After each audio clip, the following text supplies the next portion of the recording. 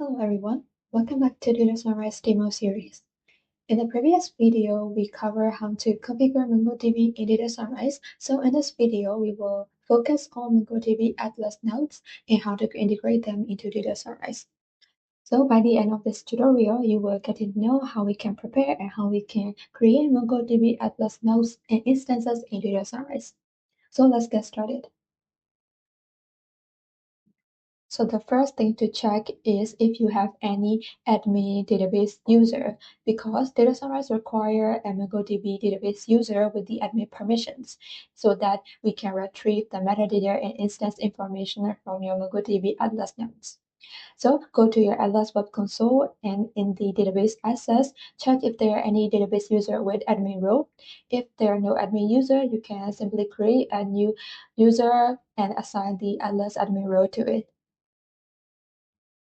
And the second thing is to check the network access of your Atlas cluster because the cluster needs to allow the incoming connections from the data sunrise so that these can communicate each other. So in order to check this, go to the Atlas web console and in the network access in the allow IP addresses, you need to add the IP address of your data sunrise host. Okay, so after preparing the necessary requirements, now we can go to the DataSunrise web console and configure the MongoDB Atlas nodes in DataSunrise.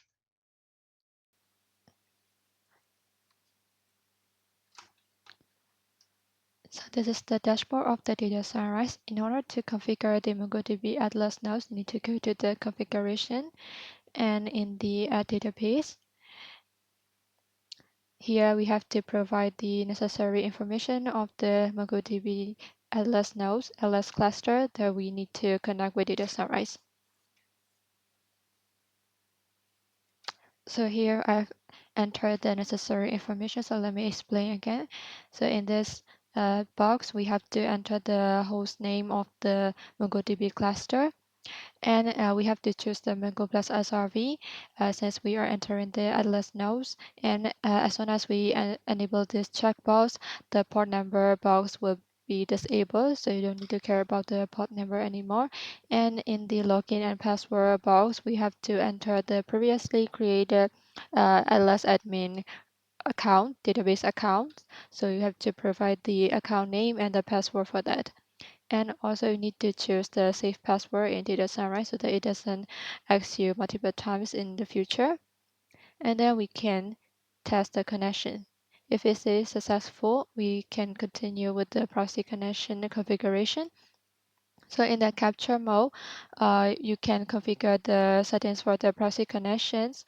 And one important thing is here, so this is the default proxy band, and therefore, by default, DataSunrise is using subsign certificates. So in order to connect with the DataSunrise proxy from your client, MongoDB client application, you will need to enable TLS insecure if you're using DataSunrise's proxy PAM, therefore subsign certificate. So if you want to configure your own certificate and establish that secure TLS connection with within the DataSunrise proxy and your client application, you need to configure the SSL key groups in DataSunrise. I will also explain how to configure the SSL key group in the later part of this video. For now, if you have already configured the SSL key group, you can choose this one. Okay, and for the other things, we can leave them as default. Let me save this connection. Now we have to wait for a little bit more so that this proxy connection becomes active. Now let's talk about how to create the certificates in DataSunrise for the MongoDB Atlas.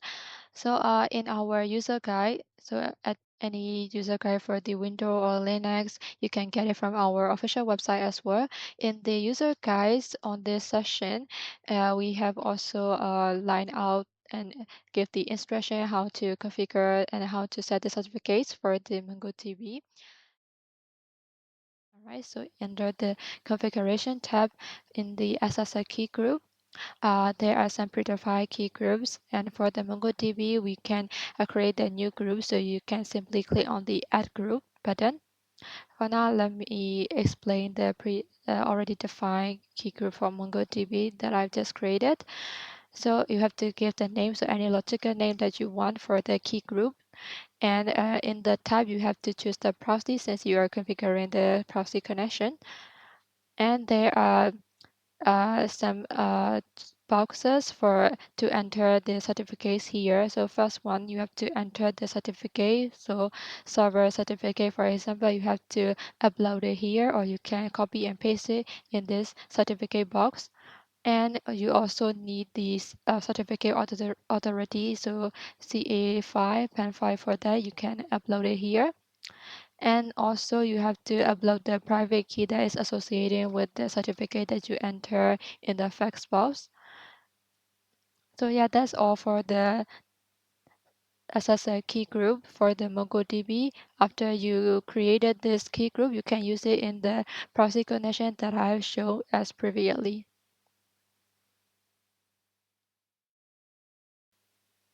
Okay, now all the proxies are active, so we can create some rules like audit rule to test if these proxies working as usual. In order to create the audit rule as usual, we have to choose the instance and give the logical name for that, maybe audit all for MongoDB. And we are going to audit all the transitions, so choose the audit option and query result as well.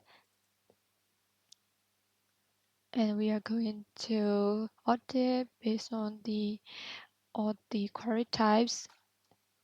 Then we can save it. Okay, now let's go to our Mongosh.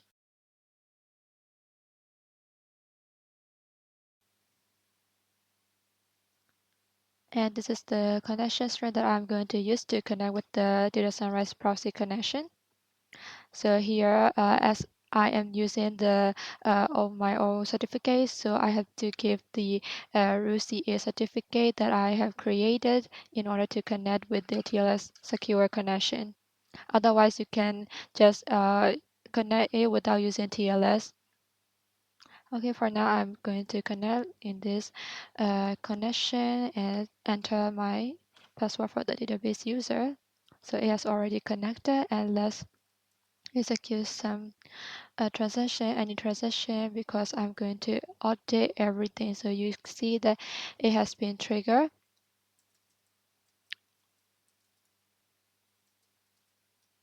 Okay, so the current time it has been triggered. You can check the detail of the transaction here. Okay, that's all for today's video. If you have any issues connecting in DataSunrise, please check the network or firewall rules and policy in your DataSunrise server so that make sure there are nothing blocking the incoming connections. And I hope you enjoyed and learned about the MongoDB Atlas integration with DataSunrise. Hope you guys see you in the next video. Goodbye.